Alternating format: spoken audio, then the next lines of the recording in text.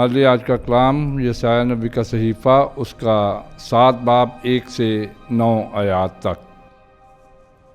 شاہ یہودا آحاز بن یوتام عزیہ کے دنوں میں شاہ ارام رسین اور شاہ اسرائیل فاقہ بن رملیہ یروشلم کو آئے تاکہ اس سے جنگ کریں، پر اسے مغلوب نہ کر سکے۔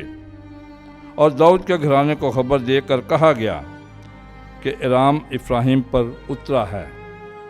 تب اس کا دل اور اس کی قوم کا دل مضطرب ہو گیا، جس طرح کہ جنگل کے درخت ہوا کے آنے سے مضطرب ہوتے ہیں۔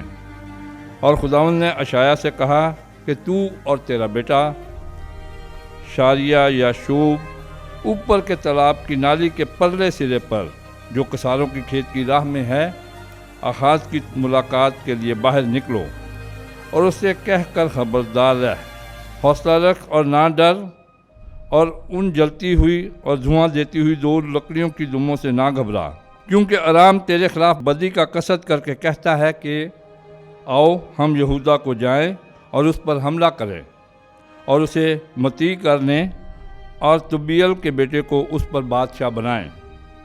لیکن خدا یوں کہتا ہے کہ یہ منصوبہ قائم نہ رہے گا اور یہ نہ ہوگا، کیونکہ ارام کا سر دمشق ہے اور دمشق کا سر رسین ہے، اور ایسا ہی افراہیم کا سر سامرا ہے، اور سامرا کا سر رملیہ کا بیٹا ہے۔